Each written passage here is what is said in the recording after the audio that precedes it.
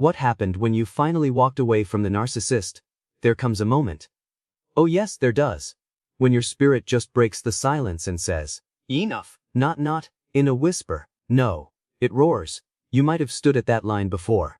That invisible line between love and illusion, not knowing whether your heart was still beating for someone, or just surviving their storms. And if you were honest, deep down, you knew. It wasn't love. It was theater. You weren't in a relationship. You were in a trap with velvet curtains and stage lights, starring in a role the narcissist wrote, directed, they and cast without your consent. You gave until you were hollow. You bent until you nearly snapped. You cried in silence while smiling in front of others. And for what? To keep a peace that never truly existed. To hold together a picture that was painted in lies. But then came that day. Oh bless that day. You walked. And don't let anyone ever tell you that walking away was weakness. That wasn't retreat. That was your exodus.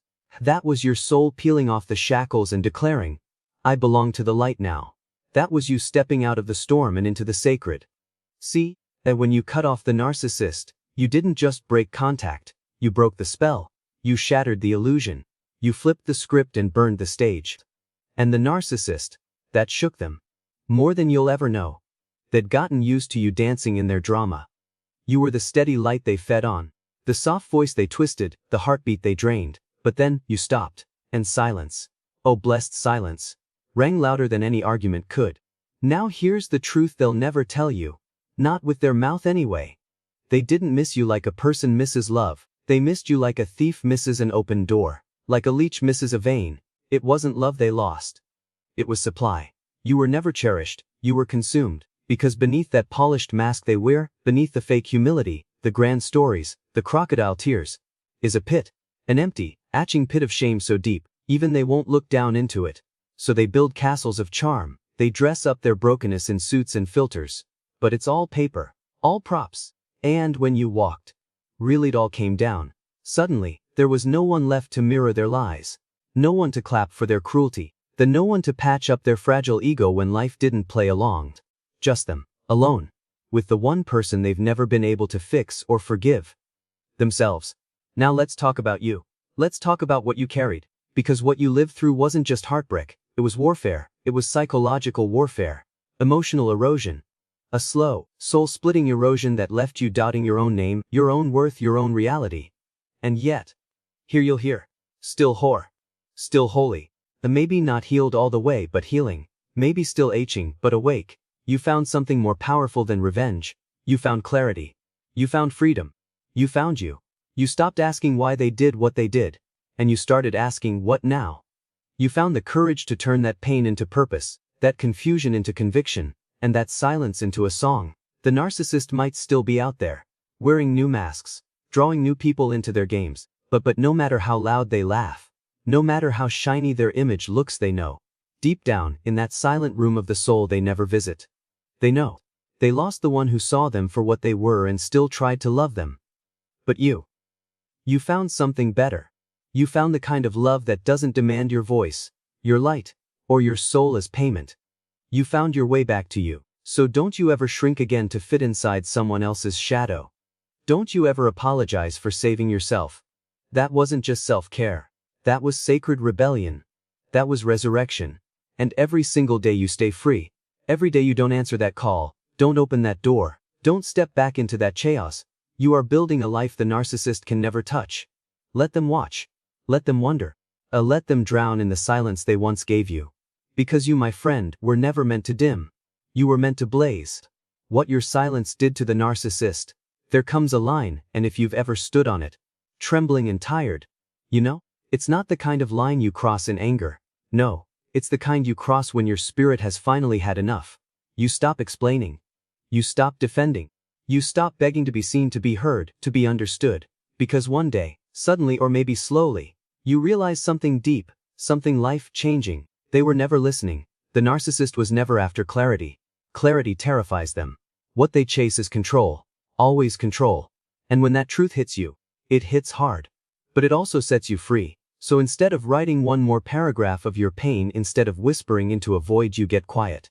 Not passive, not weak, strategic, sacral. You stop responding, you stop chasing. You vanish. Not out of spite, but out of self-respect. And oh, friend, let me tell you, that silence, that was thunder. Because the narcissist was expecting noise, drama, resistance, tears they could mock, rage they could twist. They expected a scene they could dominate. But they weren't ready for silence, real silence. The kind that closes the curtain and turns off the lights. The kind that removes their name from your breath like a cleansing fire. And suddenly, they're not in control anymore. Now here's where it gets raw. That silence, that's a mirror.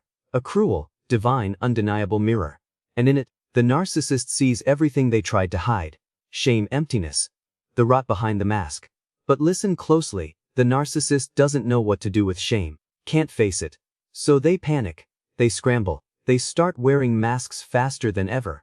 Posting, boasting, smiling with their teeth while screaming through their eyes. They might flood their feed with proof of life smiles. Noom dates. Carm pics. Vacations. All of it a costume parade meant to whisper, see, I'm fine. But they're not fine. They're fading, because without your energy, your empathy, your presence, they're running on fumes. You were their mirror, their lifeline. You didn't just reflect their fantasy. You powered it. You gave them meaning they couldn't create for themselves. And when you cut the cord, that fantasy started to starve. They may try to replace you. Fast. And loud. But what they find will never be you. Because you weren't just another face in the crowd. You were light. You were loyalty. You were real in a world they've spent years faking. And deep down, they know it. Even if they find someone new, even if they make it look golden on the outside, don't be fooled, it's hollow. Because everything they touch, they drain. And eventually, that mask starts to crack too. Sometimes they'll pretend to change. Oh yes. They'll pick up the language. They'll toss around words like growth, healing, therapy. But it's not transformation. It's camouflage. It's them painting over the cracks and praying you'll notice. And if you don't, if you stay gone, that's when the rage hits. Not love. Not regret. Rage. Because you committed the one crime they can't forgive. You took away their power. You said, you don't get to narrate my story anymore. And to the narcissist, that's not just rejection. That's blasphemy. So they come swinging. Not always with fists, sometimes with rumors. With whispers. With fake tears or sudden accusations. They'll try to pull you back into the arena, just so they can win a fight they already lost. But listen to me now, you don't have to fight, you already won. You chose silence over spectacle, dignity over drama. You climbed out of the pit without throwing stones on your way up, and that, my friend, that is strength the narcissist will never understand, so let them rage. Let them post. Let them spin their stories. You don't have to respond. You've outgrown the echo chamber. You've left the stage. You've built a life where their voice can't reach, and their shadow can't follow. And that's power. The power they never saw coming. You didn't slam the door. You didn't scream. You didn't make a scene. You didn't give them that final show they thought they'd get. No. What you did was something far more terrifying to the narcissist. You walked away without a sound. That's power. Real holy, untouchable power. And let me tell you something, the moment you stepped out of their reach, without warning, without closure, without feeding that bottomless pit of attention, they felt it. Oh, they felt it. Not like a breeze, like a quake. Because your exit wasn't just physical. It was spiritual. You took your light, your energy, your attention, and you pulled the plug. And when that current stopped flowing, the whole show began to collapse. The lights dimmed. The applause faded. The script curled in the flames. They weren't ready for that. They never are. See, the narcissist thrives on illusion, wands, smoke, and mirrors. On strings tied to your heart and mind, pulling you like a marionette. But when you cut those strings, when you stepped out of the spotlight they forced on you, their act unraveled. They don't break down because they loved you. No, they break down because they needed you. You were the air they manipulated, the mirror they polished just enough to see their own reflection. And when that mirror vanished, when the air turned still, panic set in. They start saying things they never meant for you to hear. Ugly things. Twisted things. Because without your presence to perform for, the mask slips. And underneath, not strength, not sorrow, just desperation, they rage. Not because you hurt them, but because you escaped them, and that silence you left behind. That stillness, it screams louder than any confrontation ever could. It tells them, you don't own me. Not anymore. Your peace became their punishment, and your healing became their exposure, and your distance, it became their mirror, the one they can't look into for long without trembling. They watch. Oh, they do. They quietly, From the shadows, maybe they don't knock on your door, but they peek through every window they can find. Fake accounts. Mutual friends. Are random texts disguised as accidents. They're not checking in, they're checking control. And finding none. Because now you're out there. Living. Rising. Laughing again. And it eats at them. You see, they can date someone new. They can stage the perfect life. They can post their highlight reels until their battery dies. But they know. Deep down, they'll never taste again what they had with you. Because what you gave wasn't for sale. It was real. And it's gone. And when someone like you goes silent, the narcissist doesn't just lose a person. They lose their mask. They lose their cover story. They lose access to the very thing that kept from facing their own hollow reflection. Some spiral. Some lash out. Some smear your name just to convince themselves they had the last word. Some stop paying support. Start throwing lies like knives. It's not about justice. It's about punishment. They want to watch you hurt. But the thing is, you're not in the arena anymore. You're in the sky. You didn't fight fire with fire. You didn't claw or beg or stay small. You just rose quietly, consistently, unapologetically. And that's what haunts them. Not your anger, your absence. Because, let's be real, narcissists don't mourn. They starve. They don't grieve the love. They grieve the loss of supply. The loss of attention. The loss of dominion. But you didn't just leave the room. You burned the blueprint they had drawn of you. You rewrote the script. And you wrote them out. And here's the gospel truth, they'll never replace what you gave. Because they never deserved it in the first place.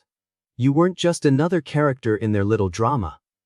You were the light on the stage, the breath in the room, the soul they couldn't replicate. And now they sit in the wreckage, wondering how someone they underestimated became the storm that finally blew the house down. You're not looking back. You're not responding. You're not stepping back into the role they created for you. Because you've realized something they never will. Peace is louder than revenge. And that silence, that distance, it's not just a line in the sand. It's a wall of fire they can't cross. You didn't lose them. You lost the lie. You left behind the manipulation, the confusion, the emotional cage. And they know it. That's the power of your cut off.